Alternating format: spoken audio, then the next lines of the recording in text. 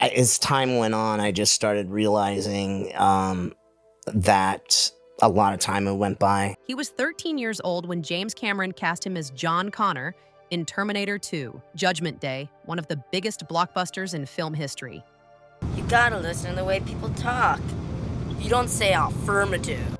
Edward Furlong became an instant star, praised for his natural talent and earning awards that actors twice his age dream of winning. Then everything fell apart. Drugs, domestic violence arrests, restraining orders, mugshots that documented his physical deterioration in real time. The promising child actor became a cautionary tale about everything that can go wrong when Hollywood chews up vulnerable children and spits them out. But here's what they don't tell you about Edward Furlong's destruction. This wasn't just a talented kid who made bad choices. This was systemic failure. A troubled teenager handed millions of dollars, surrounded by adults who exploited him, and given access to drugs and alcohol while the industry looked the other way. So what really happened to Edward Furlong? How did John Connor, the future savior of humanity, become a broken man cycling through arrests and failed comebacks?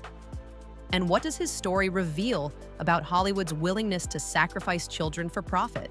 The answer is more disturbing than any Terminator movie ever was. Origins and Discovery, Glendale, California, 1977. Edward Walter Furlong was born into instability that would define his entire life. His father left before Edward could form memories of him. His mother struggled with substance abuse and couldn't provide stable care. By the time he was a young child, Edward was living with his aunt and uncle, Eleanor and Sean Furlong, who tried to give him the structure his biological parents couldn't. Even with his aunt and uncle, Edward's childhood was far from ideal. Money was tight, the neighborhood was rough, and Edward was dealing with the kind of working-class California upbringing that millions experience.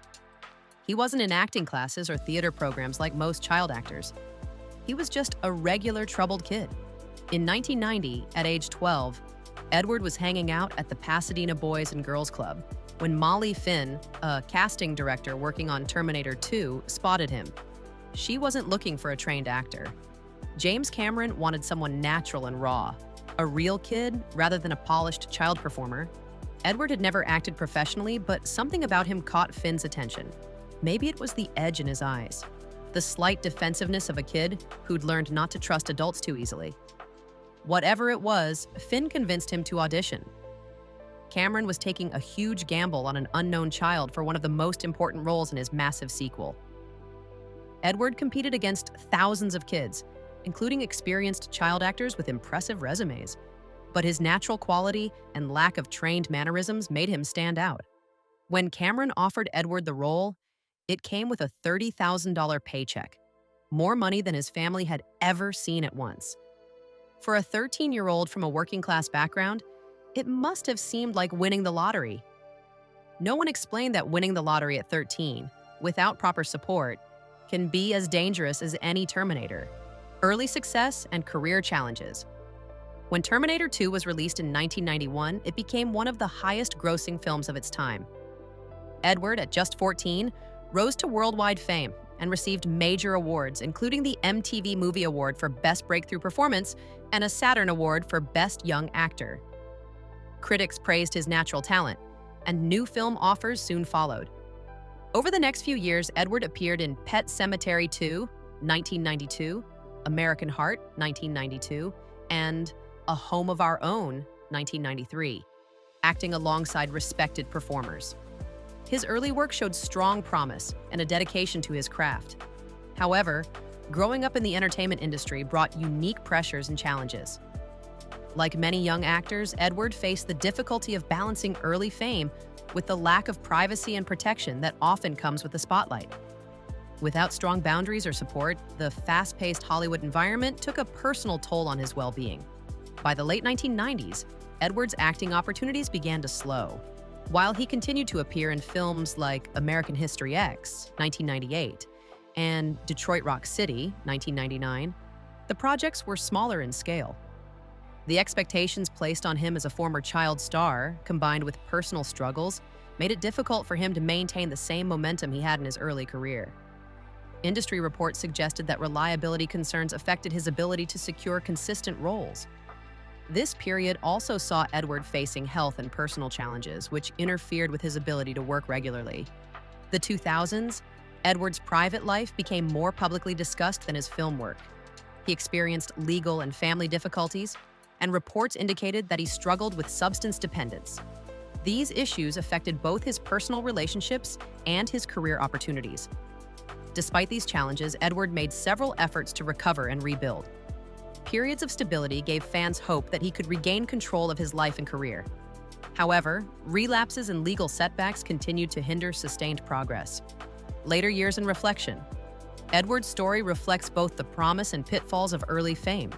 His experiences have sparked important discussions about the lack of support systems for young performers in Hollywood and the lasting effects of child stardom. Today, his journey serves as a reminder of the need for stronger protections, mental health awareness, and compassion for those who grow up under public scrutiny. His early performances remain celebrated examples of natural talent and emotional depth. The cycle of abuse that may have started with his own childhood trauma was being passed to the next generation. Financial ruin followed career destruction.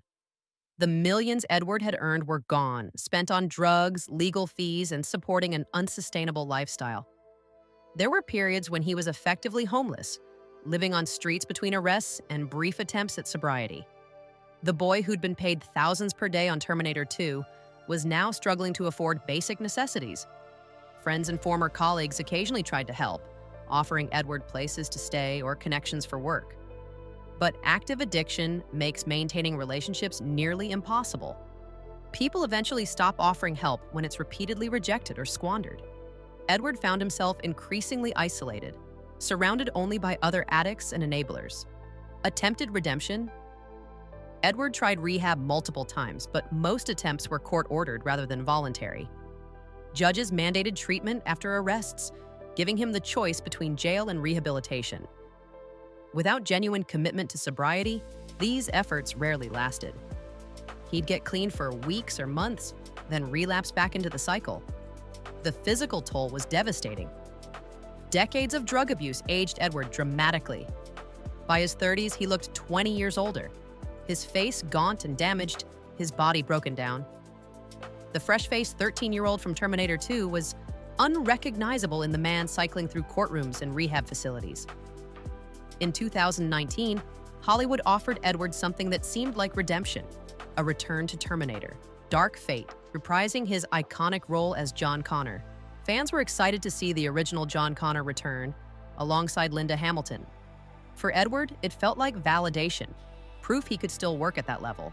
Then audiences saw the film. John Connor appears in the opening scene and is immediately killed off, shot dead within minutes. Edward's big comeback lasted less than 5 minutes of screen time. Fans were furious at the character's treatment, and for Edward, it must have felt symbolic. Even his return was a death scene. The arrest continued into the 2020s. As recently as 2023, Edward faced new charges, showing that sobriety remained elusive despite decades of consequences. The legal system kept giving him chances, but addiction is a disease that doesn't respond to second chances without proper treatment and support. Today, Edward occasionally appears in low-budget films that trade on his Terminator fame. These aren't career comebacks. They're survival jobs for an actor whose best days are decades behind him. His IMDb page is a sad chronicle of increasingly obscure projects that few people see. The tragedy isn't just what Edward lost, but what he never had. Proper protection, genuine support, adults who prioritized his well-being over profit. So what really happened to Edward Furlong? Hollywood took a troubled 13-year-old, made him famous, allowed adults to exploit him, then discarded him when addiction made him unprofitable. The truth is, Edward's story isn't primarily about his bad choices. It's about systemic failure. A child with no acting experience was handed millions of dollars and global fame with zero support structure. Adults gave him drugs at 13. A 29-year-old woman groomed him sexually, and a judge allowed it to continue.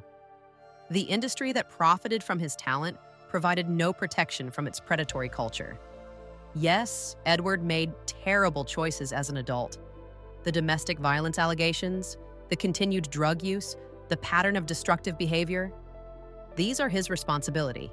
But understanding how a 13-year-old became that broken adult requires acknowledging how thoroughly the system failed him.